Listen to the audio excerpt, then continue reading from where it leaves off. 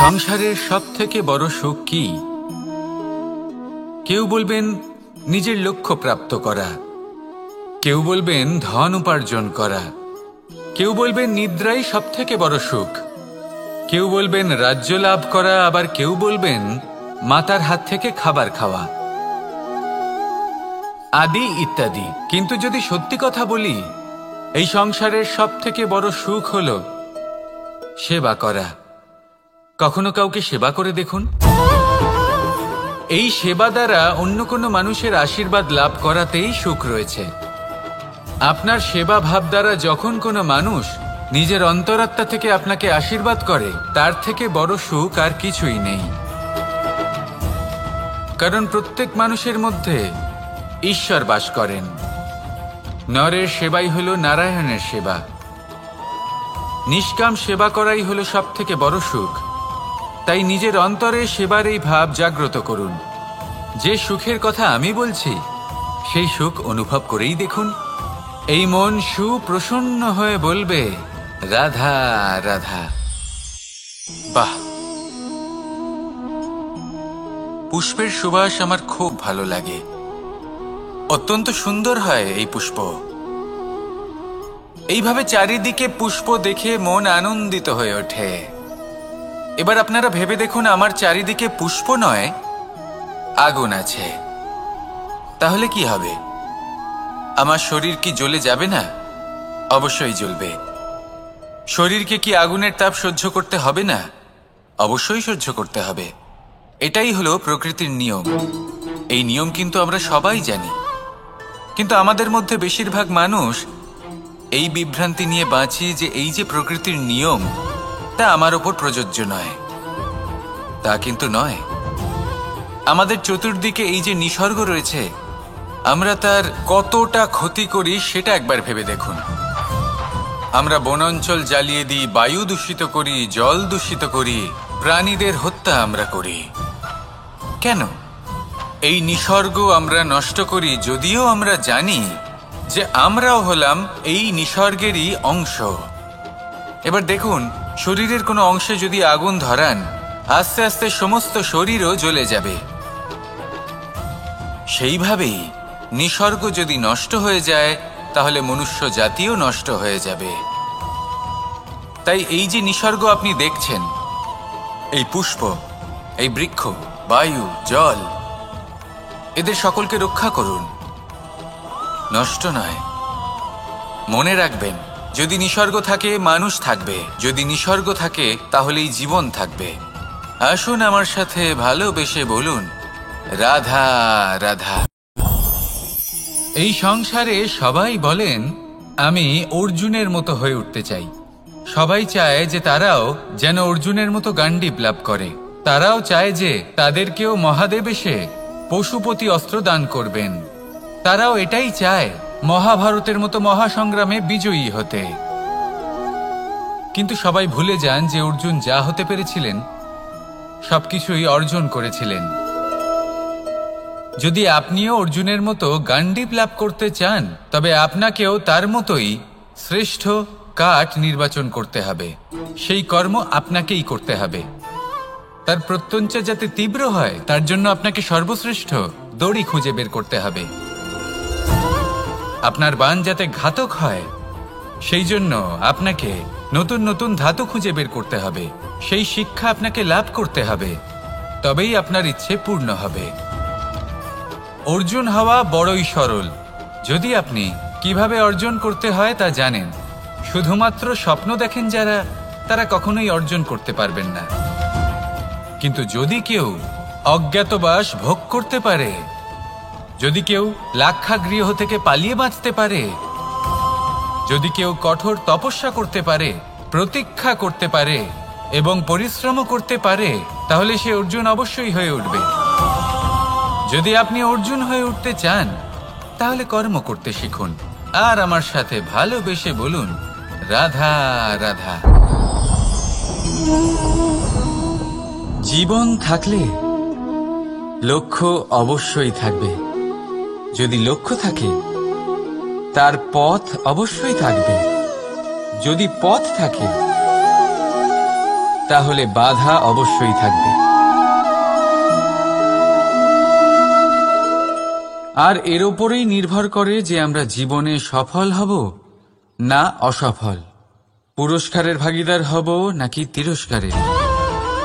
মনে করুন আপনাকে একটা কাজ করতে হবে, আপনাকে পর্বত আরোহণ করতে হবে, আর সেই পথের ঢাল আপনাকে একাধিকবার ফেলে দেবে, পাথর আপনাকে একাধিকবার আহত করবে।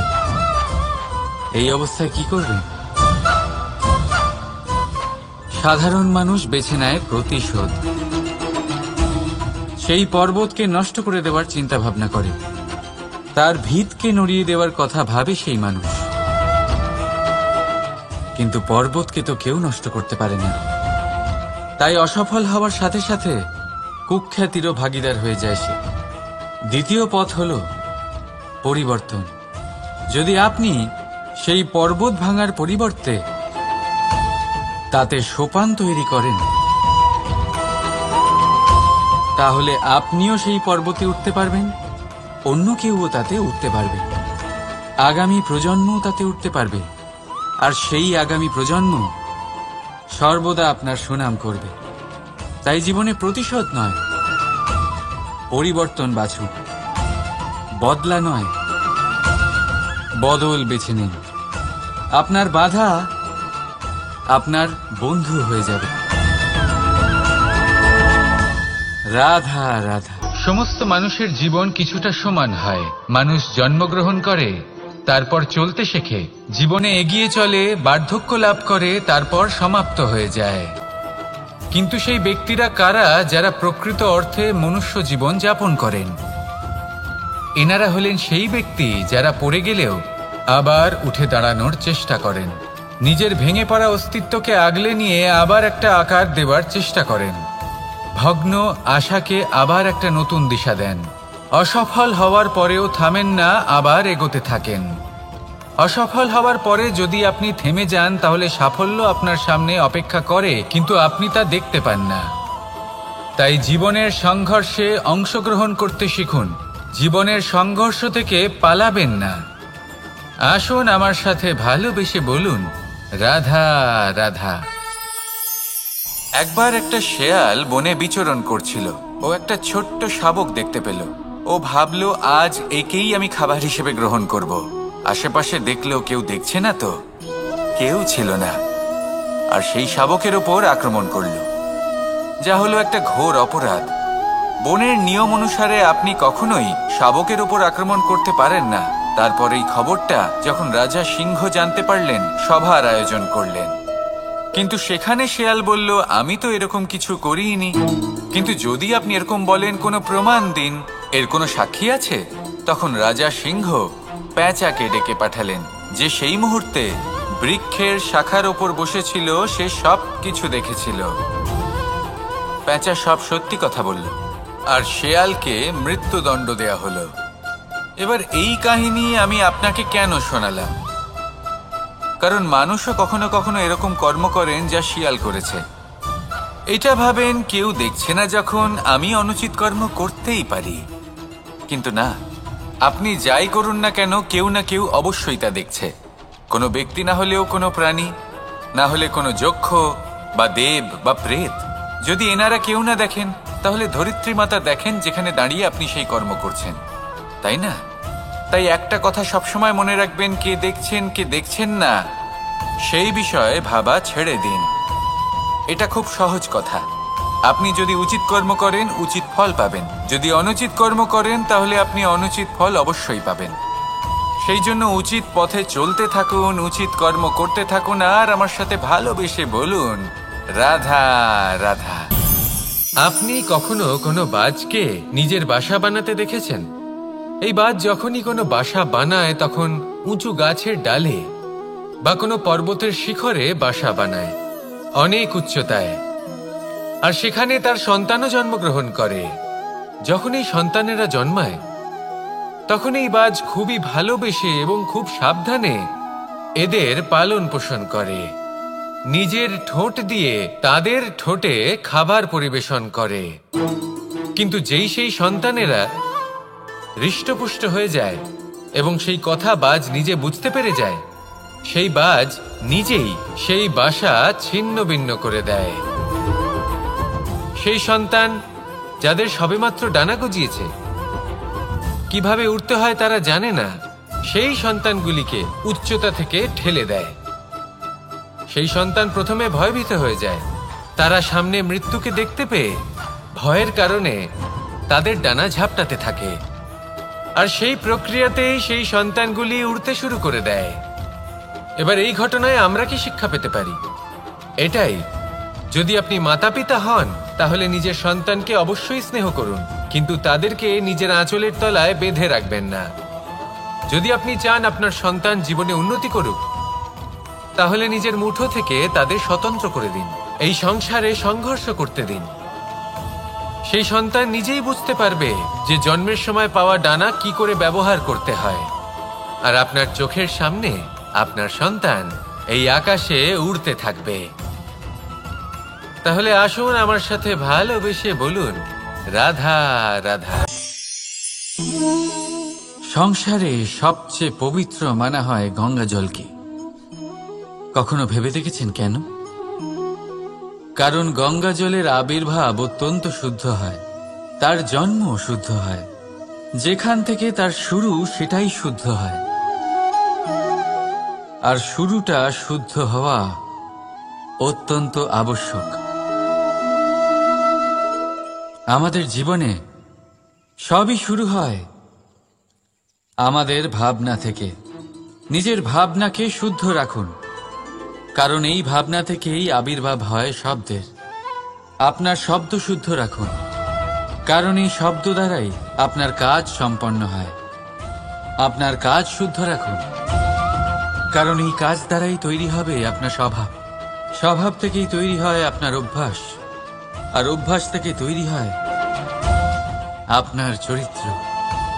আর এই চরিত্র সংসারের সমক্ষে এক আদর্শ হয়ে ওঠে। তাই ভাবনা থেকে আদর্শের এই যাত্রা শুভ তখনই হয়ে ওঠে যখন আপনার ভাবনা শুদ্ধ হয়।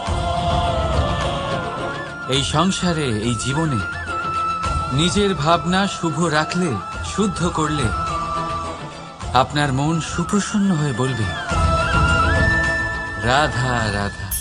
মানুষ জন্মগ্রহণ করে, তার সাথে ভয়েরও জন্ম হয়। ছোটবেলা থেকেই আমাদের মনে কোনো না কোনো প্রকারের ভয় থেকেই যায়। কেউ এই বিষয়ে ভয় পায় যে তার কোনো বস্তু তার থেকে দূরে চলে যাবে।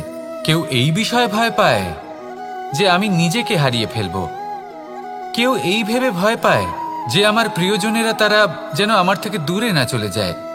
কেউ এই ভেবে ভয় পায় যে আমরা যেন পথ না হারিয়ে ফেলি, আদি ইত্যাদি। কিন্তু সত্যি কথা বলতে, ভেবে দেখুন এই ভয় বাস্তবে কি? শুধুই একটা মনস্থিতি, আর কিছুই নয়। যা কিছু আপনি জীবনে পেয়েছেন তা একদিন আপনাকে হারাতে হবে। এই জীবন হলো আপনারই, কিন্তু তাও একদিন সমাপ্ত হবে। তাই ভয় পেয়ে কি লাভ? এই ভয় শুধু আপনাকে জীবন যাপন করা থেকে বাধা দিচ্ছে, আর কিচ্ছু নয়। পথ হারিয়ে ফেললেই বুঝতে পারবেন যে নতুন পথ কিভাবে বানাতে হয়। কিছু মানুষকে জীবন থেকে হারালে তবেই আপনি বুঝবেন যে আপনার আপনজনকে। এই ভয়ের কারণে ভীত হয়ে থাকবেন না। এই তারা নক্ষত্র অন্ধকারের অভাবে গুরুত্ব হারায়। শিবকেও মহাদেব হওয়ার জন্য বিষ পান করতে হয়েছিল। প্রত্যেক পরিস্থিতি, প্রত্যেক সাফল্য আপনার পরীক্ষা নেবে, তাতে উত্তীর্ণ হওয়া হলো আপনার কর্ম। যখনই আপনি ভয় পাবেন বা সংকটের সম্মুখীন হবেন, তখন সাহসের সাথে তার সম্মুখীন হন। মনে রাখবেন, যে সম্মুখীন হতে জানে সাফল্য তার সাথে সবসময় থাকে। আসুন আর আমার সাথে ভালোবেসে বলুন, রাধা রাধা। আমাদের হাতটা দেখুন। এই হাতে 5টা আঙুল আছে, যা ভিন্ন ভিন্ন ধরনের। একরকম কেন নয়? কারণ হলো প্রত্যেকের নিজের নিজের গুরুত্ব আছে, নিজের নিজের মাহাত্ম্য আছে। এরা ভিন্ন, তাই একত্রিত হয়ে মুষ্টিবদ্ধ করা সম্ভব, যার দ্বারা আমরা আত্মরক্ষাও করতে পারি, আবার আক্রমণও করতে পারি। যদি 5টি আঙুল সমান হতো তাহলে মুষ্টিবদ্ধ হতে পারত না, নিজেদের মধ্যে বিভ্রান্তির সৃষ্টি করত। এবার এরকমই কিছু আমাদের সংসারেও হয়।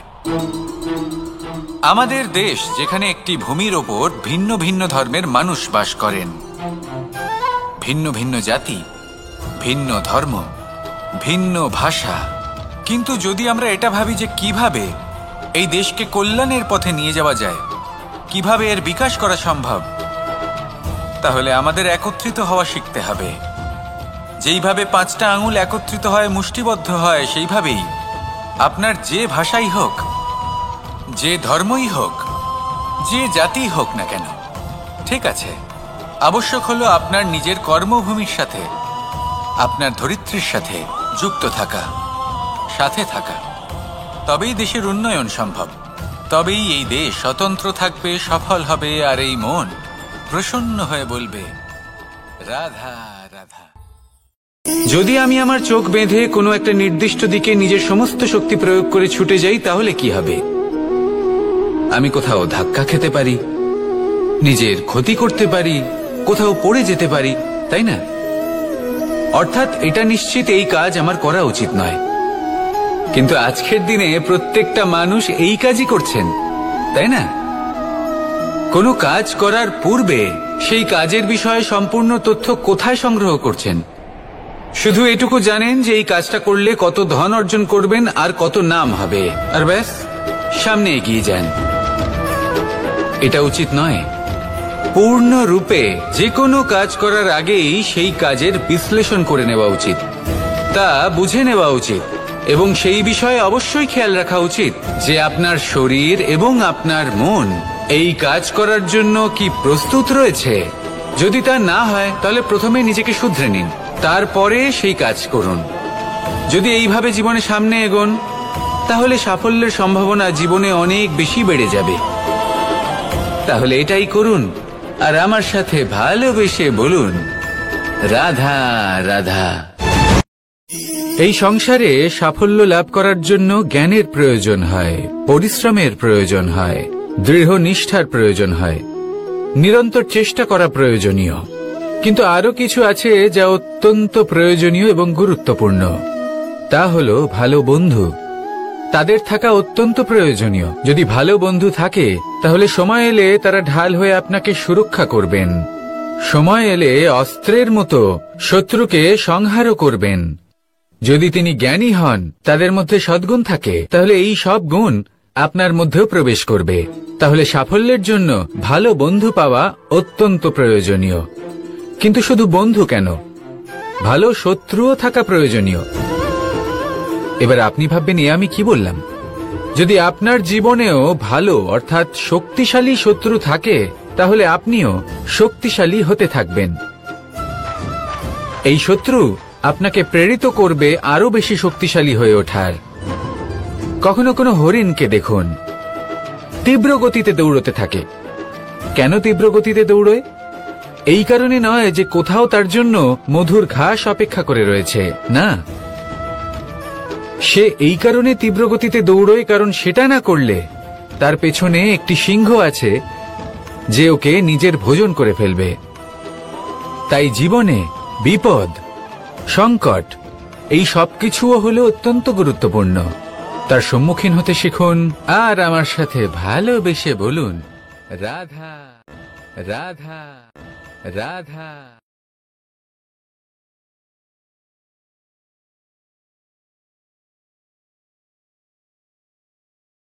লক্ষ্যে পৌঁছানো অত্যন্ত কঠিন হয়। কেউ ভাবেন যে কেন এত কঠিন হয়, কেন এত কষ্ট করতে হয় লক্ষ্যে পৌঁছানোর জন্য। এই লক্ষ্য সরলভাবে কেন আমার কাছে চলে আসে না? চলুন আপনাকে একটা কথা বলি, যদি আপনার লক্ষ্য কঠিন না হয়, তাহলে তাকে পাওয়া আপনার পক্ষে অসম্ভব হয়ে উঠবে। লক্ষ্যে পৌঁছানোর এই রাস্তায় আপনি যে কড়া রোদের সম্মুখীন হন, যার থেকে আপনি দূরে পালাতে চান, সেই রোদ আপনাকে প্রেরণা যোগায় যে আপনি এগোতে থাকুন। ভাবুন একজন যাত্রী যে কিনা নিজের লক্ষ্যের দিকে যাচ্ছেন, সেই পথে উনি যদি একটু ছায়া পেয়ে যান আর উনি ওখানে বিশ্রাম নেন, তাহলে তার সাথে তার ভাগ্য গভীর নিদ্রায় সেখানে বিলীন হয়ে যায়। তাই এই পরিশ্রমের করা রোদের থেকে কখনো দূরে পালাবেন না। জীবনে শুধু সামনে এগোতে থাকুন দৃঢ়তার সাথে। আর লক্ষ্য সরল হোক, কঠিন হোক বা অত্যাধিক কঠিন হোক, একটা কথা মনে রাখবেন, যে জীবনের লক্ষ্যে পৌঁছতে পেরেছে সে লক্ষ্য প্রাপ্তির জন্য আফসোস কখনোই করে না। রাধা রাধা। ধৈর্য, এই ধৈর্য কি কোনো গুণ, কোনো অনুভূতি, কোনো দৃষ্টিভঙ্গি? আমার জন্য ধৈর্য এক বাহন। আপনি হয়তো ভাবছেন এই কেমন বাহন? বাহন তো ঘোড়া হতে পারে, হাতি হতে পারে, উটও হতে পারে, কিন্তু ধৈর্যকে বাহন বানানো মানে? চলুন আপনাকে একটা কথা বোঝাই। পৃথিবীতে এমন কোনো বাহন নেই যে তার আরোহীকে আছড়ে ফেলেনি। সেটা উট হোক বা হাতি হোক বা ঘোড়া হোক, চলতে চলতে কখনো নড়বড় করেই বসে। তারপর সেই আরোহী পড়ে কারোর পায়, তারপর পড়ে তার নিজের নজরে। কিন্তু ধৈর্যরূপী বাহন কখনো কাউকে ফেলে না, কখনো না। না সেই আরোহী কারোর পায়ে পড়ে, আর না তো নিজের নজরে। কারণ ধৈর্য আপনাকে বিবেক প্রদান করে, বিবেক আপনাকে পরিকল্পনায় সাহায্য করে, আর পরিকল্পনা প্রদান করে আপনাকে শক্তি, আপনার লক্ষ্যের দিকে অগ্রসর হওয়া। বুঝলেন? ধৈর্যকে সঙ্গে রাখুন, নিজেকে আরো ধৈর্যশীল করে তুলুন। এই ধৈর্যের সাহায্যে আরোহণ করে দেখুন কিভাবে এই বাহন আপনাকে আপনার গন্তব্যে পৌঁছে দেবে। রাধা রাধা। সংসারে এমন একটা ভ্রান্ত ধারণা রয়েছে যে সবকিছু ভাগ্যের দ্বারা পাওয়া যায়, কিন্তু ভাগ্য, প্রারব্ধ এ তো সকলের জন্যই সমান হয়। এটা তো ব্যক্তির উপরে নির্ভরশীল হয়, তার আকাঙ্ক্ষার উপরে নির্ভরশীল হয়, বাসনার উপরে নির্ভরশীল হয়, স্বভাবের উপরে নির্ভরশীল হয় যে উনি সেটা নিয়ে কি করেন। দেখুন, এই প্রসাদ কিন্তু সকলকেই দেওয়া হয়, কিন্তু তা গ্রহণ করবেন কিভাবে সেটা ব্যক্তির উপরে নির্ভর করে। আপনাকে এক উদাহরণ দিই। যেমন ধরুন, দুজন মানুষকে আমি একটা করে মাটির ডেলা দিলাম, সেটা নিয়ে তারা কি করবেন? একজন মানুষ তার ছোট ছোট ডেলা বানাবেন আর পথযাত্রীদের ওপরে ছুঁড়ে মারবেন, হাসি ঠাট্টা করবেন, তাদের বস্ত্র নোংরা করে দেবেন, সেটাতেই উনি আনন্দ পাবেন। অন্যদিকে দ্বিতীয় ব্যক্তি সেই মাটির ডেলা দিয়েই নিজের জন্য একটা কুঁড়ে ঘর বানাবেন। সেই কুঁড়ে ঘর যা রোদেতে, বৃষ্টিতে, ঝড়ে তাকে সুরক্ষিত রাখবে। অনুভূতি, এই অনুভূতি বদলাতে শিখুন। এই অনুভূতি অত্যন্ত গুরুত্বপূর্ণ। ভালোবাসাতেও এই অনুভূতি হলো অত্যন্ত গুরুত্বপূর্ণ। ভালোবাসা সে বন্ধুর সাথে হোক, মা বাবার সাথে হোক, ভাই বোনের সাথে হোক, স্ত্রীর সাথে হোক, যে কারোর সাথে হোক। মনে রাখবেন, এই হলো সেই অনুভূতি যা আপনার ভাগ্য নির্ধারণ করে থাকে। তাহলে আসুন আমার সাথে প্রেমের অনুভূতি নিয়ে বলুন, রাধা রাধা। লক্ষ্য, পথ আর সাফল্য, এই তিনটেই একে অপরের সাথে জড়িত, কিন্তু অনেকবার মানুষ এদের ঠিকভাবে বুঝতে পারেন না। তারা ভাবেন যে যেরকম লক্ষ্য হবে সেরকমই পথ হবে, সেই মতোই লক্ষ্য কঠিন হলে পথ কঠিন হবে, লক্ষ্য সরল হলে পথও সরল হবে। যদি আপনাকে আসল সত্যের সাথে অবগত করাই, তাহলে দেখবেন সবকিছুই এর উল্টো। লক্ষ্য নিজের পথ বানায় না, পথ সেটাই যেটা আপনি স্বয়ং নির্বাচন করে আপনি নিজে বানান। সেই অনুসারেই আপনি আপনার লক্ষ্যে পৌঁছতে পারবেন।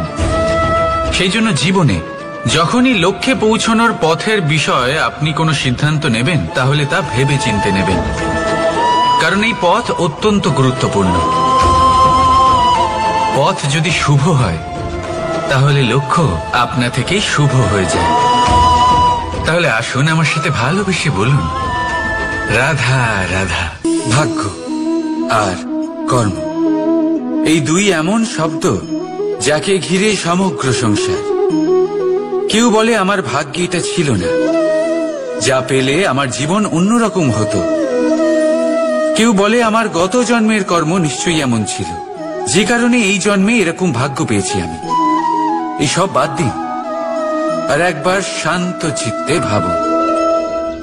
আপনি বুঝতে পারবেন যে ভাগ্য আর কর্ম এই দুই এই জন্মের। তফাৎ শুধুমাত্র এটাই যে যদি ভাগ্যের কথা বলা হয় তাহলে আপনি এই ভাগ্যের থেকে যত বেশি আশা করবেন তত বেশি নিরাশ হবেন আপনি, কারণ এই আশা আপনাকে কর্ম করা থেকে আটকায়। যদি কথা বলা হয় কর্মের, তাহলে নিজের কর্মের প্রতি যত বিশ্বাস রাখবেন তত বেশি সফলতা আপনার কাছে আসবে। তাই একটা কথা মনে রাখবেন, ভাগ্য আপনার কর্ম নির্ধারণ করে না, কিন্তু আপনার কর্ম আপনার ভাগ্যকে অবশ্যই নির্ধারণ করে। রাধা রাধা নাম কত সাধারণ একটা বিষয়। প্রত্যেক মানুষ যে জন্ম নেয় তাকে একটা নাম দেওয়া হয়, যা সে পেয়ে থাকে তার মাতা পিতার দ্বারা, না হলে তার গুরুর দ্বারা, বা কোনো আত্মীয়ের দ্বারা, বা কোনো কাছের মানুষের দ্বারা। এই নামের সাথেই সে আস্তে আস্তে বেড়ে ওঠে। কিন্তু এটাই কি সেই নাম? এই নামই কি সবকিছু? কখনোই নয়। একটা নাম সেটা যা আপনি জন্মের সময় লাভ করেন, যে নামে আপনি কর্মের পথে অগ্রসর হন। আরও একটা নাম সেটা যা আপনি আপনার কর্মের দ্বারা অর্জন করেন, আর এই নামেই আপনাকে সবাই যুগ যুগ ধরে মনে রাখে। আপনার আসল নাম সেটা নয় যা আপনাকে জন্মের সময় দেওয়া হয়েছিল। আপনার আসল নাম সেটা যেটা আপনি আপনার কর্ম দ্বারা লাভ করেছেন, কারণ সেই লাভের পেছনে প্রচুর প্রয়াস লুকিয়ে থাকে, অনেক পরিশ্রম লুকিয়ে থাকে। কিন্তু যদি আপনি চান যে মানুষ আপনার নাম মনে রাখে, তাহলে আপনাকে কর্মের পথে অগ্রসর হতেই হবে, শুভ কর্ম করতে হবে, অনর্গল চেষ্টা করে যেতে হবে, মহান কাজ করতে হবে। আর বিশ্বাস করুন, আপনি একটা মহান নামের ফল অবশ্যই লাভ করবেন। রাধা রাধা। আমি এখানে একা এই বনে বসে আছি, বাঁশি বাজাচ্ছি। কার জন্য? কে আছেন এখানে? কেউ নেই। আমার প্রজা, আমার রাজ্য, আমার পরিবার আমার থেকে অনেক দূরে আছেন। আমি এখানে একা এই বনে বসে এই আকাশের এই রঙের, গাছের এই সব ফলের, মাটির সুবাসের আনন্দ উপভোগ করছি। কেন? আমি হলাম দ্বারকাধীশ। এমন কি রাজকীয় বা ভৌতিক সুখ রয়েছে যে আমি ওখানে পেতে পারি না? সবকিছুই পেতে পারি, তাও এখানে বনে একা বসে আছি। কোন সুখ খুঁজে চলেছি? একা থাকার সুখ। আমরা প্রত্যেকদিন অনেক মানুষের সাথে, চিন্তাধারার সাথে, কর্মের সাথে, পরিস্থিতির সাথে, সুখ দুঃখের দ্বারা বেষ্টিত থাকি। জীবনের এই চক্রে আমরা জড়িয়ে পড়তে থাকি। যতই আমরা এই সমস্যার সমাধান করি, আমরা ততই এতে জড়িয়ে পড়ি। আমরা এতটাই জড়িয়ে পড়ি যে যখন আমরা আয়নায় নিজেদের দেখি, তখন আমরা নিজেদের চিনতেই পারি না। এমন মনে হয় যেন আমরা নিজেদের হারিয়ে ফেলেছি। সেই জন্য প্রত্যেক দিন আপনি কিছু সময় নিজের সাথে কাটান একান্তে। এটা অত্যন্ত আবশ্যক। নিজের অস্তিত্বের গভীরে গিয়ে দেখতে শিখুন, নিজেকে বুঝুন। অদ্ভুত শান্তির অনুভূতি হবে। যেমন এই বায়ু, এই বৃক্ষ, এই পুষ্প, এই নিসর্গ, এদের মতো আপনিও কখনো একলা হতে শিখুন। কখনো নিসর্গের একটা অংশ হয়ে দেখুন। এই মন প্রসন্ন হয়ে বলবে, রাধা। একবার একটা শেয়াল বনে বিচরণ করছিল। ও একটা ছোট্ট শাবক দেখতে পেল। ও ভাবলো, আজ একেই আমি খাবার হিসেবে গ্রহণ করব। আশেপাশে দেখলো কেউ দেখছে না তো, কেউ ছিল না। আর সেই শাবকের ওপর আক্রমণ করলো, যা হলো একটা ঘোর অপরাধ। বনের নিয়ম অনুসারে আপনি কখনোই শাবকের ওপর আক্রমণ করতে পারেন না। তারপর এই খবরটা যখন রাজা সিংহ জানতে পারলেন, সভার আয়োজন করলেন। কিন্তু সেখানে শেয়াল বলল, আমি তো এরকম কিছু করিনি। কিন্তু যদি আপনি এরকম বলেন, কোনো প্রমাণ দিন। এর কোনো সাক্ষী আছে? তখন রাজা সিংহ পেঁচাকে ডেকে পাঠালেন, যে সেই মুহূর্তে বৃক্ষের শাখার ওপর বসেছিল, সে সব কিছু দেখেছিল। পেঁচা সব সত্যি কথা বলল, আর শেয়ালকে মৃত্যুদণ্ড দেয়া হলো। এবার এই কাহিনী আমি আপনাকে কেন শোনালাম? কারণ মানুষও কখনো কখনো এরকম কর্ম করেন যা শিয়াল করেছে। এটা ভাবেন কেউ দেখছে না, যখন আমি অনুচিত কর্ম করতেই পারি। কিন্তু না, আপনি যাই করুন না কেন, কেউ না কেউ অবশ্যই তা দেখছে। কোনো ব্যক্তি না হলেও কোনো প্রাণী, না হলে কোনো যক্ষ বা দেব বা প্রেত। যদি এনারা কেউ না দেখেন, তাহলে ধরিত্রী মাতা দেখেন, যেখানে দাঁড়িয়ে আপনি সেই কর্ম করছেন, তাই না? তাই একটা কথা সবসময় মনে রাখবেন, কে দেখছেন কে দেখছেন না সেই বিষয়ে ভাবা ছেড়ে দিন। এটা খুব সহজ কথা। আপনি যদি উচিত কর্ম করেন, উচিত ফল পাবেন। যদি অনুচিত কর্ম করেন, তাহলে আপনি অনুচিত ফল অবশ্যই পাবেন। সেই জন্য উচিত পথে চলতে থাকুন, উচিত কর্ম করতে থাকুন, আর আমার সাথে ভালোবেসে বলুন, রাধা রাধা। বাহ, পুষ্পের সুবাস আমার খুব ভালো লাগে। অত্যন্ত সুন্দর হয় এই পুষ্প। এইভাবে চারিদিকে পুষ্প দেখে মন আনন্দিত হয়ে ওঠে। এবার আপনারা ভেবে দেখুন, আমার চারিদিকে পুষ্প নয়, আগুন আছে। তাহলে কি হবে? আমার শরীর কি জ্বলে যাবে না? অবশ্যই জ্বলবে। শরীরকে কি আগুনের তাপ সহ্য করতে হবে না? অবশ্যই সহ্য করতে হবে। এটাই হলো প্রকৃতির নিয়ম। এই নিয়ম কিন্তু আমরা সবাই জানি, কিন্তু আমাদের মধ্যে বেশিরভাগ মানুষ এই বিভ্রান্তি নিয়ে বাঁচি যে এই যে প্রকৃতির নিয়ম, তা আমার ওপর প্রযোজ্য নয়। তা কিন্তু নয়। আমাদের চতুর্দিকে এই যে নিসর্গ রয়েছে, আমরা তার কতটা ক্ষতি করি সেটা একবার ভেবে দেখুন। আমরা বনাঞ্চল জ্বালিয়ে দিই, বায়ু দূষিত করি, জল দূষিত করি, প্রাণীদের হত্যা আমরা করি। কেন? এই নিসর্গ আমরা নষ্ট করি, যদিও আমরা জানি যে আমরাও হলাম এই নিসর্গেরই অংশ। এবার দেখুন, শরীরের কোনো অংশে যদি আগুন ধরান, আস্তে আস্তে সমস্ত শরীরও জ্বলে যাবে। সেইভাবেই নিসর্গ যদি নষ্ট হয়ে যায়, তাহলে মনুষ্য জাতিও নষ্ট হয়ে যাবে। তাই এই যে নিসর্গ আপনি দেখছেন, এই পুষ্প, এই বৃক্ষ, বায়ু, জল, এদের সকলকে রক্ষা করুন, নষ্ট নয়। মনে রাখবেন, যদি নিসর্গ থাকে মানুষ থাকবে, যদি নিসর্গ থাকে তাহলেই জীবন থাকবে। আসুন আমার সাথে ভালোবেসে বলুন, রাধা রাধা। কারই না পছন্দ বলুন তো? অত্যন্ত সুস্বাদু হয় এই মধু, মিষ্টি খেতে হয় এবং তা শক্তিও প্রদান করে। এবং প্রত্যেকটি মিষ্টি পদার্থের মতোই এতেও খুব তাড়াতাড়ি পিঁপড়ে ধরে যায়। অন্যদিকে যদি নুনকে দেখি, তাহলে বছরের পর বছর রাখলেও এতে পিঁপড়ে ধরে না। এবার যদি কথা বলি বন্ধুত্বের, তাহলে বন্ধুত্ব নুনের মতো হওয়া উচিত, মধুর মতো নয়। যারা সামনে এলে শুধুমাত্র মধুর মধুর কথা বলবে, পরে এতে পিঁপড়ে ধরে যাবে, এটা নুনের মতো হওয়া উচিত। প্রকৃত বন্ধু হলো সে, যে সময় এলে পরে আপনার সামনে আপনার প্রকৃত সত্য তুলে ধরবে, তা সে যতই কঠিন হোক না কেন। আপনার দোষ, আপনার অপগুণ, আপনার খামতি আপনাকে বলতে পারবে, যাতে আপনি সেগুলো শুনে মেনে নিয়ে তারপর নিজেকে শুধরোতে পারেন। এটাই হলো প্রকৃত বন্ধুত্ব। কখনো নিজের জীবনের আশেপাশে মন দিয়ে দেখবেন, অনেক সময় এমন মানুষ থাকেন, অনেক বন্ধু থাকেন, যাদের দেখে আমাদের মনে হয় যে এনারা খুব কঠোর, এনাদের কথা খুব কটু। কিন্তু বেশিরভাগ এমন মানুষের মনটা যদি বুঝতে পারেন, তাহলে দেখবেন তাতে কোনো মালিন্য নেই। এনাদের মন অত্যন্ত পবিত্র হয়। যদি আপনার জীবনেও এমন কোনো ব্যক্তি থেকে থাকে, এমন বন্ধু থাকে, তাহলে তাদের আগলে রাখুন আর আমার সাথে ভালোবেসে বলুন, রাধা রাধা। যতক্ষণ আমরা এই সংসারে জীবিত, ততক্ষণ আমাদের সাথে সবকিছু থাকে। আমাদের ধন, সুখ স্বাচ্ছন্দ্য, আমাদের মিত্রগণ, আমাদের পরিবার, এই সমাজ, এই সবকিছু আমাদের সাথে থাকে। যেদিন আমরা এই সংসারকে ত্যাগ করব, এদের মধ্যে কেউ আমাদের সাথে যাবে না। না ধন, না স্বাচ্ছন্দ্য, না সম্পত্তি, এই সকল মানুষ, এই সমাজ, এরা শুধুমাত্রই শ্মশান পর্যন্ত আমাদের সাথে থাকতে পারবেন।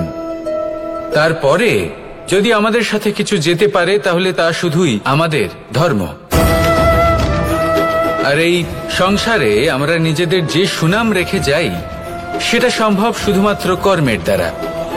সেই জন্য সংসারে যতদিন পর্যন্ত জীবিত আছেন, যদি কিছু অর্জন করতে চান তাহলে ধর্ম অর্জন করুন, ধর্মের বিষয়ে স্পষ্টতা অর্জন করুন এবং কর্ম অর্জন করুন। এটাই হবে আপনার অতীত এবং এটাই হবে আপনার ভবিষ্যৎ, এবং এটাই সকলকে প্রেরণা প্রদান করবে। আসুন আমার সাথে ভালোবেসে বলুন, রাধা রাধা। যখনই কোনো যাত্রায় যাব বলে মনে করি তখনই আমরা প্রস্তুত থাকি আসন্ন বিপদের জন্য বা সংকটের জন্য। যেমন যদি আমাদের মনে হয় যে আজকের পরিবেশ খুব ঠান্ডা হবে, তাহলে আমরা গরম বস্ত্র ধারণ করি বা সেটাকে সাথে নিয়ে যাই। যদি মনে হয় যে বৃষ্টি হতে পারে বা বৃষ্টি হয়ে চলেছে, আমরা দেখছি, তাহলে আমরা একটা ছাতা সাথে নিয়ে নিই। আমরা প্রস্তুত থাকতে চাই এবং এটাই উচিত, এবং সেই কারণেই আমরা যাত্রায় সাফল্য লাভ করি। কিন্তু যদি আমরা কথা বলি জীবনযাত্রা নিয়ে, যা কিনা সব থেকে বেশি গুরুত্বপূর্ণ, তাহলে তার জন্য আমরা পূর্ণরূপে প্রস্তুত থাকি না। আশেপাশের মানুষ, এই সমাজ, আমাদের সাথী, আমাদের মিত্ররা যে কোনো মুহূর্তে বদলে যেতে পারেন। সেই জন্য আমরা নিজেদেরকে কখনো সাবধান করি না, কখনোই নিজেদের প্রস্তুত করি না। আমাদের এটা কখনোই মনে হয় না যে এরকম হতে পারে, আর সেই কারণেই শেষে গিয়ে আমরা অত্যন্ত দুঃখ পাই। একটা অমূল্য শিক্ষা আছে যেটা আমাদের লাভ করা উচিত, সতর্ক থাকা উচিত। এই জীবনযাত্রার জন্য শুধুমাত্র এই পরিবেশের বিষয়ে তথ্য সংগ্রহ করা বা তাকে অনুমান করা এটুকু হলেই চলবে না। আমাদের আশেপাশের মানুষজনকে দেখতে হবে, তাদের স্বভাব পরিস্থিতির ওপর নজর রাখতে হবে।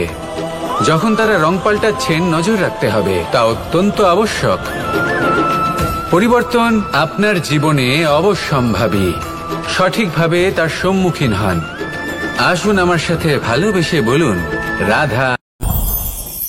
এই সংসারে সবাই বলেন আমি অর্জুনের মতো হয়ে উঠতে চাই। সবাই চায় যে তারাও যেন অর্জুনের মতো গান্ডীব লাভ করে। তারাও চায় যে তাদেরকেও মহাদেব এসে পশুপতি অস্ত্র দান করবেন। তারাও এটাই চায় মহাভারতের মতো মহাসংগ্রামে বিজয়ী হতে। কিন্তু সবাই ভুলে যান যে অর্জুন যা হতে পেরেছিলেন সবকিছুই অর্জন করেছিলেন। যদি আপনিও অর্জুনের মতো গান্ডীব লাভ করতে চান, তবে আপনাকেও তার মতোই শ্রেষ্ঠ কাঠ নির্বাচন করতে হবে। সেই কর্ম আপনাকেই করতে হবে। তার প্রত্যঞ্চা যাতে তীব্র হয় তার জন্য আপনাকে সর্বশ্রেষ্ঠ দড়ি খুঁজে বের করতে হবে। আপনার বাণ যাতে ঘাতক হয় সেই জন্য আপনাকে নতুন নতুন ধাতু খুঁজে বের করতে হবে। সেই শিক্ষা আপনাকে লাভ করতে হবে, তবেই আপনার ইচ্ছে পূর্ণ হবে। অর্জুন হওয়া বড়ই সরল, যদি আপনি কিভাবে অর্জন করতে হয় তা জানেন। শুধুমাত্র স্বপ্ন দেখেন যারা, তারা কখনোই অর্জন করতে পারবেন না। কিন্তু যদি কেউ অজ্ঞাতবাস ভোগ করতে পারে, যদি কেউ লাক্ষাগৃহ থেকে পালিয়ে বাঁচতে পারে, যদি কেউ কঠোর তপস্যা করতে পারে, প্রতীক্ষা করতে পারে এবং পরিশ্রম করতে পারে, তাহলে সে অর্জুন অবশ্যই হয়ে উঠবে। যদি আপনি অর্জুন হয়ে উঠতে চান তাহলে কর্ম করতে শিখুন। আর আমার সাথে ভালোবেসে বলুন, রাধা রাধা। জীবন থাকলে লক্ষ্য অবশ্যই থাকবে। যদি লক্ষ্য থাকে তার পথ অবশ্যই থাকবে। যদি পথ থাকে তাহলে বাধা অবশ্যই থাকবে। আর এর ওপরেই নির্ভর করে যে আমরা জীবনে সফল হব না অসফল, পুরস্কারের ভাগীদার হব নাকি তিরস্কারের। মনে করুন আপনাকে একটা কাজ করতে হবে, আপনাকে পর্বতারোহণ করতে হবে, আর সেই পথের ঢাল আপনাকে একাধিকবার ফেলে দেবে। পাথর আপনাকে একাধিকবার আহত করবে। এই অবস্থায় কি করবেন? সাধারণ মানুষ বেছে নেয় প্রতিশোধ। সেই পর্বতকে নষ্ট করে দেওয়ার চিন্তা ভাবনা করে। তার ভিতকে নড়িয়ে দেওয়ার কথা ভাবে সেই মানুষ, কিন্তু পর্বতকে তো কেউ নষ্ট করতে পারে না। তাই অসফল হওয়ার সাথে সাথে কুখ্যাতিরও ভাগীদার হয়ে যায় সে। দ্বিতীয় পথ হল পরিবর্তন। যদি আপনি সেই পর্বত ভাঙার পরিবর্তে তাতে সোপান তৈরি করেন, তাহলে আপনিও সেই পর্বতে উঠতে পারবেন, অন্য কেউও তাতে উঠতে পারবে, আগামী প্রজন্মও তাতে উঠতে পারবে, আর সেই আগামী প্রজন্ম সর্বদা আপনার সুনাম করবে। তাই জীবনে প্রতিশোধ নয়, পরিবর্তন বাছুন। বদলা নয়, বদল বেছে নিন। আপনার বাধা আপনার বন্ধু হয়ে যাবে। রাধা রাধা।